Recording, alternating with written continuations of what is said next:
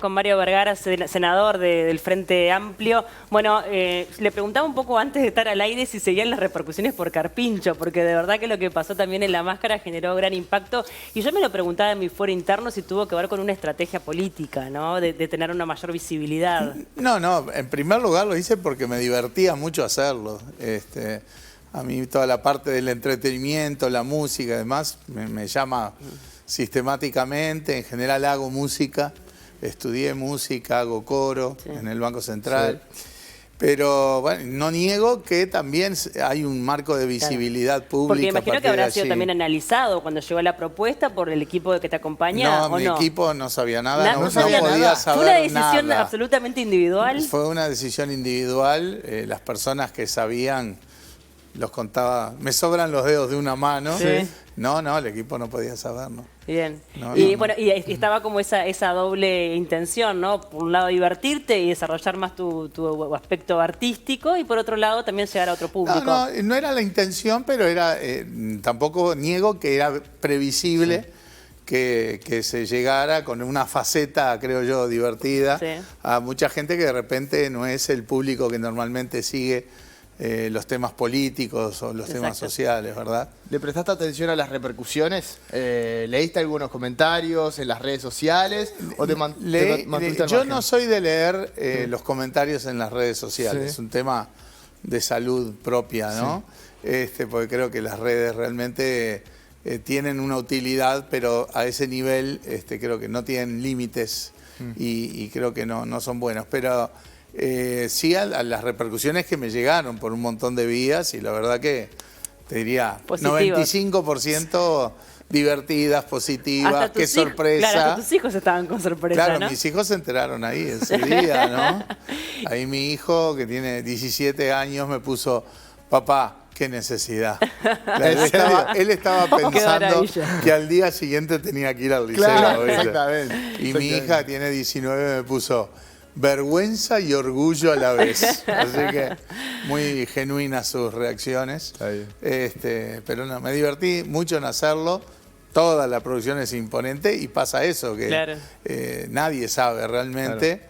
Y creo que fue una sorpresa. Qué bueno. Me divirtió mucho. Qué bueno. Bueno, vamos a meternos en algunas temáticas y problemáticas bastante más serias, vinculadas, por ejemplo, con la seguridad pública. Si viene una interpelación al ministro Heber desde diputados, pero bueno, que ustedes me imagino que estarán también muy atentos. Ya han pedido la renuncia en 2 oportunidades del ministro. Sí, en las oportunidades en que pedimos la renuncia, si mal no recuerdo, no tenían la causa directa en las políticas de seguridad. Si bien hubo una interpelación donde se armó aquel circo, que Heber pidió un tramo de sesión secreta para mostrar un plan que en realidad no había ningún plan, pero nosotros le pedimos a Heber la renuncia en 2 oportunidades. Una, en su calidad de ministro de Transporte, en el momento en que le regalan un monopolio a una empresa privada en el puerto de Montevideo por 60 años, un negocio de más de 2.000 millones de dólares sin justificación.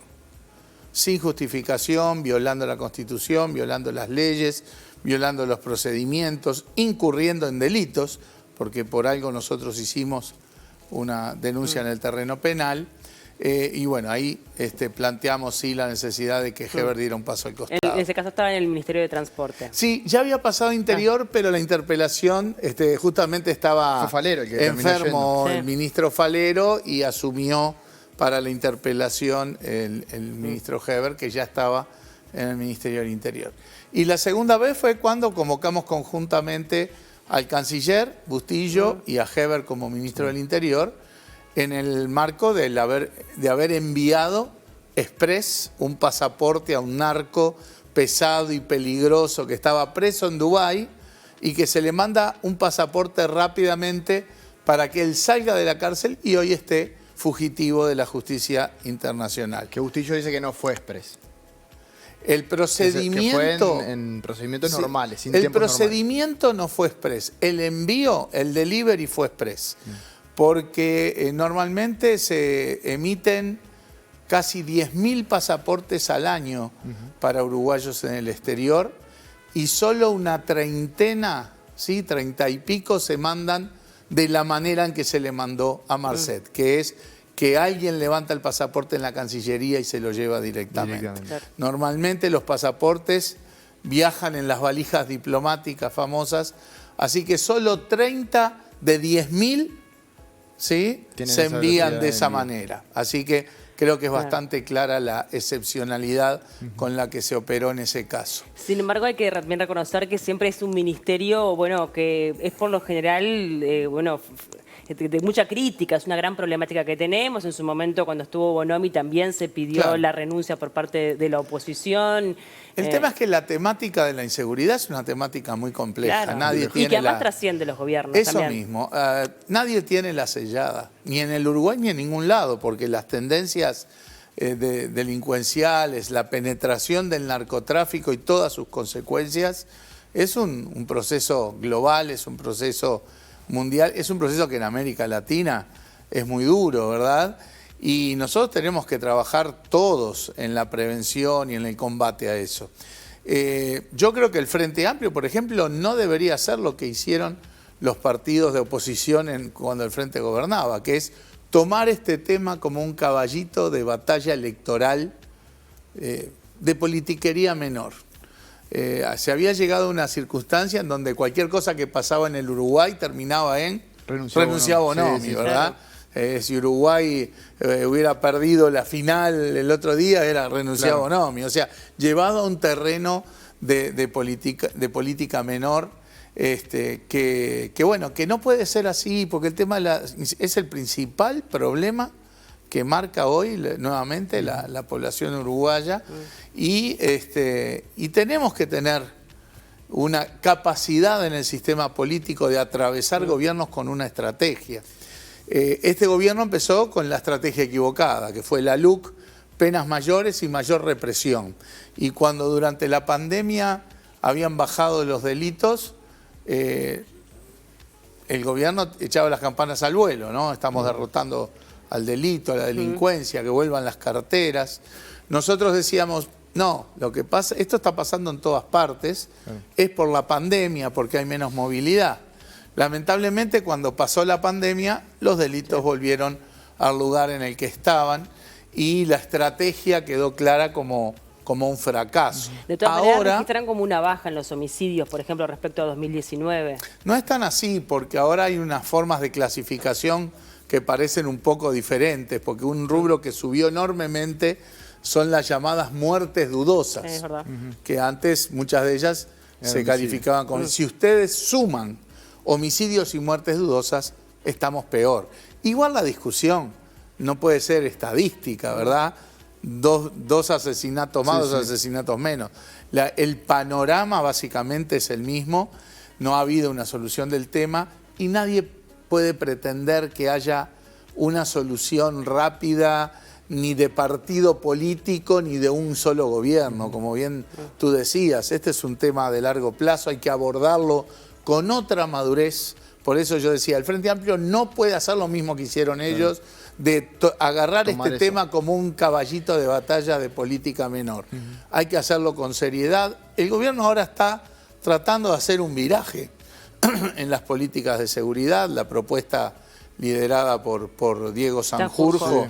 Nosotros la vemos como un intento de viraje, donde no solo pone el foco en la represión, como era la estrategia anterior, habla más de prevención, quizá le falta un poco la pata de rehabilitación, pero es una mejora. Que sea multidisciplinario, ¿no? Ni que hablar, y que tiene que abordar todo, ¿no? Y el tema es que, bueno, tenemos que hablar con franqueza. Este viraje no es fruto de un éxito, es fruto de un fracaso, ¿verdad? Pero bueno, yo creo que tenemos que tener la capacidad de entender que hay algunos temas que van a atravesar los gobiernos, gane quien gane, tiene que haber una orientación y los temas de la inseguridad claramente son uno de ellos. Mario, mencionaste justo a Diego Sanjurjo y me diste pie para una pregunta que te iba a hacer, hablando, escuchándote también, fue una de las críticas que hizo Sanjurjo en este grupo multipartidario, en donde se hicieron una serie de propuestas, creo que eran 15 propuestas, entre otras planteadas por el propio Frente Amplio, y él mismo dijo aquí en el Living que el Frente Amplio no acompañó ninguna de ellas, incluso esas que había propuesto. Es difícil decir que uno no acompaña lo que propone, ahí debe haber un tema semántico, Sí, sí. no de tu parte, sino de Diego, a quien conozco y le tengo mucho respeto. Pero lo que pasa es que hay que ver el contexto en el que se dan las cosas. Es el ministro que llama a un diálogo y que está sistemáticamente tirándole piedras al Frente Amplio. No se puede tener dos caras en ese sentido. O llamamos a un diálogo con un talante de diálogo, o hacemos esto, que estoy seguro que Diego lo hace con la mejor intención de llegar a acuerdos, pero la cúpula ministerial no hacía otra cosa que bombardear el proceso. Entonces, creo que es más bien el contexto político que no permitía que el Frente tuviera un apoyo explícito. Pero si vos decís que 13 de las 15 propuestas las propuso el Frente Amplio, estás diciendo que el Frente está teniendo una tesitura constructiva, de propuesta, de ver los problemas y también de marcar lo que le parece que está mal o de lo que falta, que fue lo que hizo. Bien, hablando un poco ya de lo que tiene que ver más con la interna de lo que es el Frente Amplio. Bueno, tú ya has anunciado tu precandidatura. Más o menos. Me hace cara. Ahí. Bueno, soy muy expresivo. Dijeron que te apoyaban. Sí. No, el tema es así. Convocatoria Sereñista es una alianza de sectores. Sí. Entonces, hay muchos sectores que ya se han pronunciado a favor de la precandidatura de Convocatoria Sereñista, que recaería en mi persona. Algunos todavía no. Entonces, yo creo que es un proceso que se va encaminando a eso que tú decís, pero que todavía no está completamente cerrado, todavía no tiene la moñita final. Faltan algunos sectores dentro de Convocatoria que se tienen que pronunciar y tenemos que llegar a una instancia de Convocatoria Sereñista que incluye a todos estos sectores, a Fuerza Renovadora, a Asamblea Uruguay, el Partido Demócrata Cristiano, Plataforma, Magnolia, el Frente Río Negro, el Frente Soriano, Marcha Frente Amplista de La Valleja, el Espacio Renovador de Bella Unión, etcétera, etcétera, Claveles Rojos, la UPA, que es usina de propuestas alternativas, en fin, son un conjunto de sectores, grupos y frentes departamentales que están tomando posicionamientos. Yo espero que en las próximas semanas ese proceso culmine y podamos tener la instancia, ahí sí, de toda convocatoria para cerrar esa decisión. Pero lo que está faltando es acuerdo o tiempos.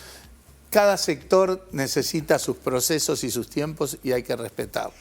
Convocatoria no es un partido político que tenga mecanismos más rígidos de decisión, es una alianza y en una alianza hay que tener esta flexibilidad para que todo el mundo se sienta cómodo. Senador, hay dentro de todos esos partidos que nombró, hay uno de ellos que tiene como particular relevancia en cuanto a la fuerza que representa dentro del Frente Amplio, que es Asamblea Uruguay, teniendo en cuenta que Danilo Astori es el líder político también de ese sector, y ya se manifestó a favor de la precandidatura en cuanto al apoyo de esta idea de plataforma, pero fue un comunicado, no sé cómo lo viste vos a nivel personal, pero uno cuando lo leía era como ni chicha ni limonada, era como se decía que se apoyaba por un lado, pero tampoco era tan contundente por otro. Bueno, ¿Cómo lo viviste? No lo interpreté de esa manera. Yo creo que Asamblea Uruguay define el apoyo a la precandidatura y tiene en la redacción de su comunicado los cuidados que son lógicos después de entender que fue un proceso discutido.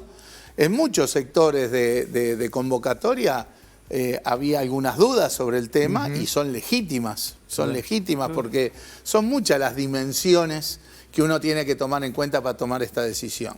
En el caso nuestro primaba sobre todo la dimensión del rol político que tiene convocatoria, que es el reflejar un espacio dentro del Frente Amplio importante, que ayuda a dotar de equilibrios al Frente Amplio, que potencia la capacidad del Frente Amplio del diálogo con toda la sociedad uruguaya y que no podía haber ningún frente amplista que no se viera reflejado, representado en la diversidad de candidaturas que el Frente va a poner sobre la mesa. O sea, para nosotros primaba mucho ese rol político. Hay otras dimensiones, compañeros con dudas en el interior o acá, y bueno, me parece que las dudas eran legítimas y entiendo que los procesos de decisión, cada sector tiene sus tiempos, sus formas de discutirlo, sus formas de resolver, y los comunicados los interpreto como esos cuidados necesarios que tienen que tener los sectores políticos cuando se llega a una resolución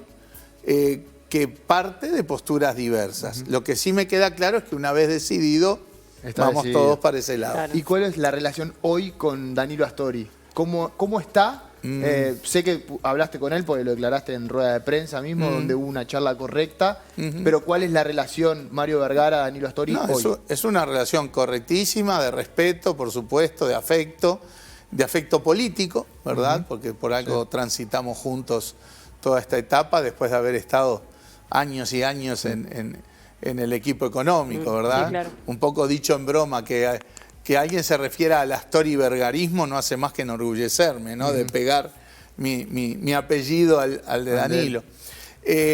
Yo tengo un buen vínculo con Danilo, estuve con él en el mes de marzo, después tuvimos otra reunión junto con el contador Álvaro García, también con Danilo en el mes de abril, creo.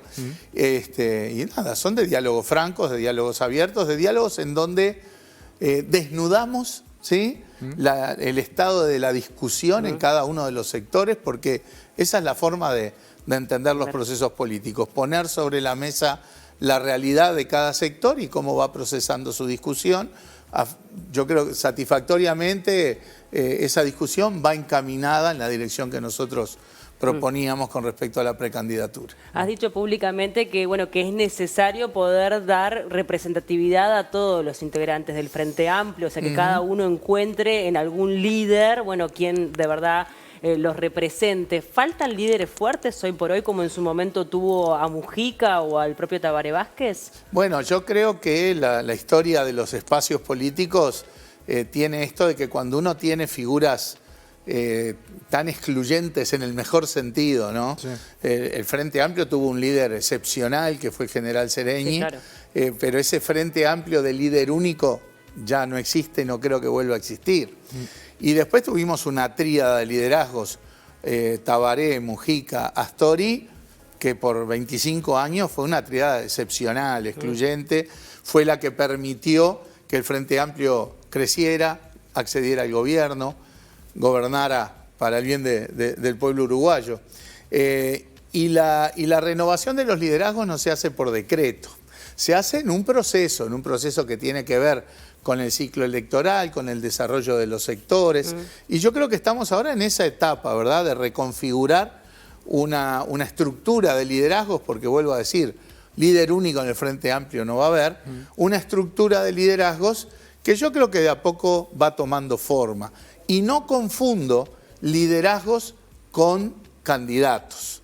Yo creo que hay compañeros o compañeras que pueden tener capacidad de liderazgo y no necesariamente perfil de candidatura, así como hay otros compañeros o compañeras que pueden tener perfil de candidatura, claro, y no necesariamente desarrollar liderazgos sectoriales o algo por el estilo.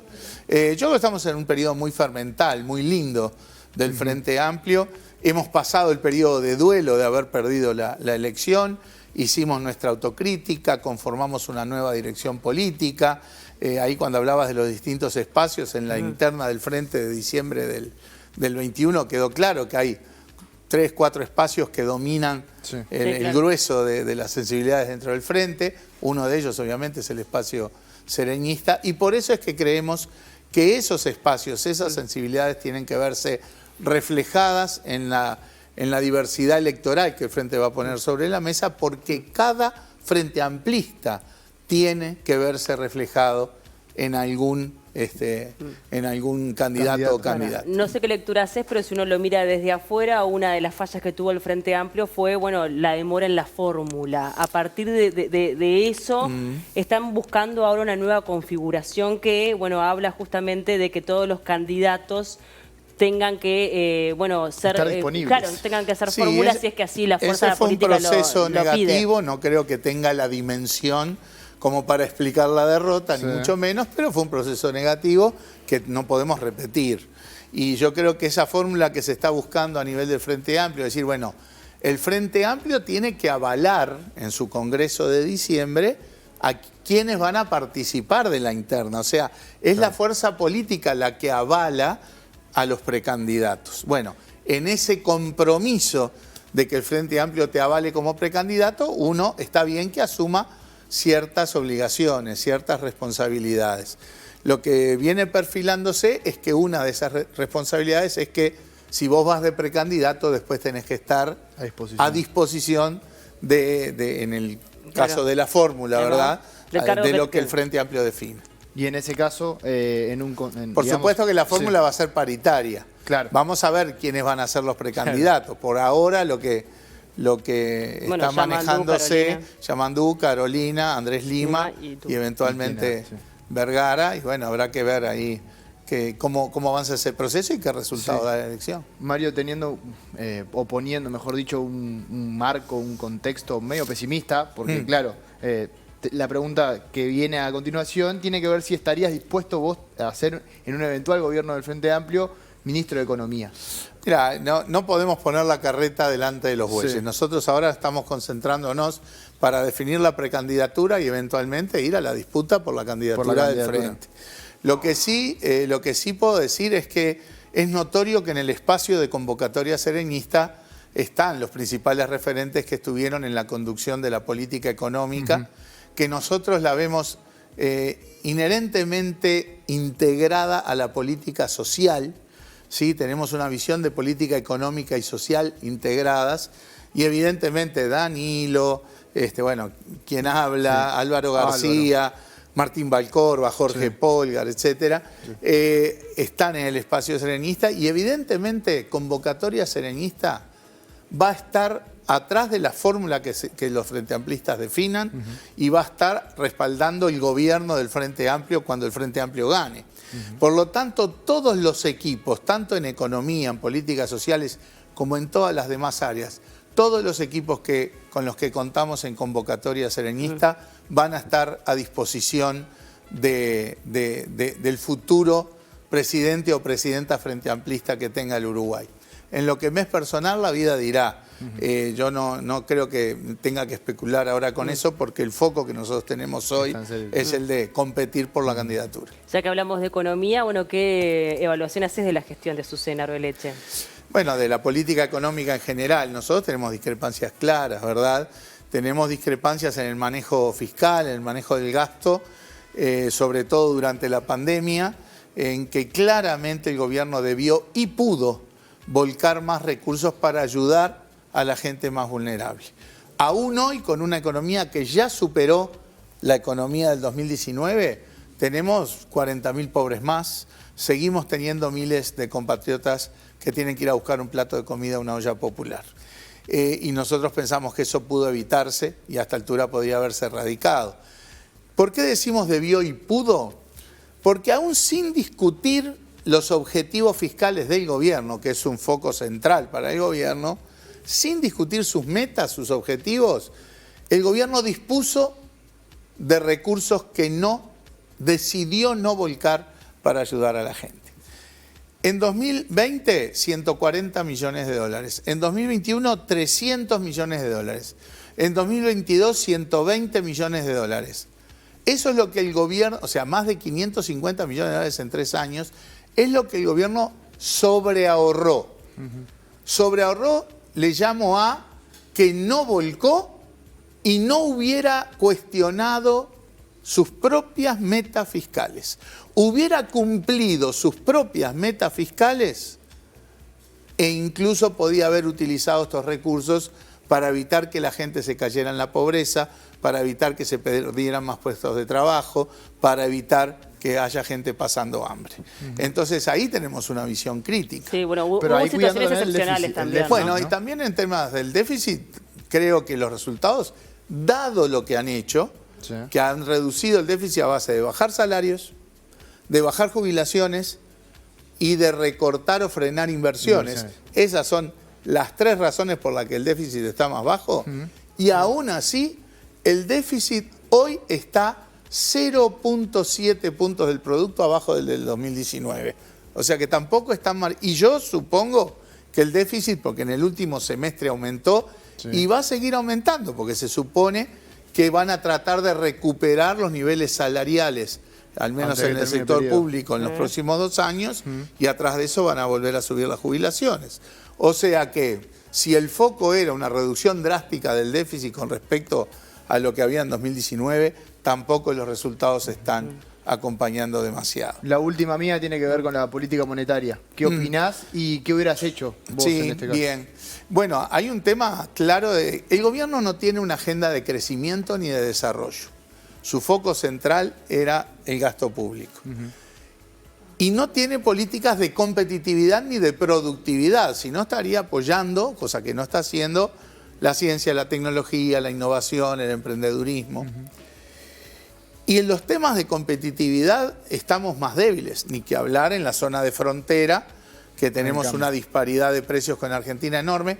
Eso no le voy a echar estrictamente la culpa al gobierno, claro. porque está difícil factores empardar externos, lo que pasa en exacto. Argentina. Exacto. Pero hay cosas en las que se puede ayudar. No en vano los departamentos de la frontera son los que tienen hoy los niveles de desempleo más altos. Sí, bueno, acá los tuvimos. Más de 14% en Salto, Paysandú. 40% de los comercios tecleando, servicios tecleando, etcétera, ¿no? Ahora, ¿alguna cosa más se puede hacer? Sí. De políticas que mitiguen los problemas en la frontera, sí. Pero también en el terreno cambiario. El terreno cambiario de manera más global, ya no pensando solo en la frontera. Hoy tenemos el atraso cambiario más grande del siglo XXI. Bien. Tuvimos 15 años gobernando nosotros y nos dejaban la cabeza así con el tema del atraso cambiario. Bueno, no sé qué pasa, que hoy no hay tanto ruido, porque el atraso cambiario de hoy es el más grande de todo el siglo. Y en buena medida es por la inacción, por la pasividad del gobierno y del Banco Central. No tanto en términos estrictos de política monetaria, pues yo creo que el tema, siempre pensamos que el tema de la tasa de interés tiene un impacto muy limitado. Bien. La clave está en que el gobierno decidió no intervenir en el mercado cambiario. Hace más de 1 año y medio que el Banco Central no compra $1 en el mercado cambiario. Cuando vos me decís, ¿qué haría? No, te contesto con lo que hicimos. Lo que hicimos era que nosotros procurábamos que el dólar se moviera en Uruguay acompañando los movimientos a nivel internacional. Bien. Y vaya si hubo movimientos a nivel internacional, 2008, 2009, con la crisis financiera, etc. Y cuando se desalineaba de eso, el Banco Central intervenía para comprar cuando el dólar se caía más de la cuenta o para vender cuando había una suba rápida del dólar, que también es negativo. O sea, el Banco Central intervenía para suavizar, para colchonar y para evitar desalineamientos muy fuertes. Bueno, acá la estrategia claramente es diferente. El gobierno se para en su postura ideológica de que no hay que intervenir en los mercados, cosa que además en la teoría los mercados es si son mercados profundos. Pero acá son mercaditos chiquititos así. El mercado cambiario en Uruguay es muy pequeño, con muy poco dinero se alteran los parámetros. El Banco Central debería ya hace rato estar interviniendo en el mercado cambiario. Y el efecto sería positivo sobre el valor del dólar, no solo por el efecto financiero de comprar dólares, sino también por la señal que da el Banco Central, que es un organismo con espalda financiera, la señal que da de que no va a permitir desalineamientos fuertes. Hoy no se interviene y la señal que da es toda la contraria. Si hay desalineamientos fuertes, chiflan para el costado. Mario, muchísimas gracias por estos minutos en el programa, por haber hablado de todos los temas y bueno, las puertas están abiertas cuando Con mucho gusto, quieras. Un gustazo. Gracias. Seguramente lo volvemos a recibir después en campaña. Sí, probablemente. Ni que hablar, muy probablemente. Ojalá que así sea, pero estamos dispuestos para hablar de todos los temas. Muchas gracias.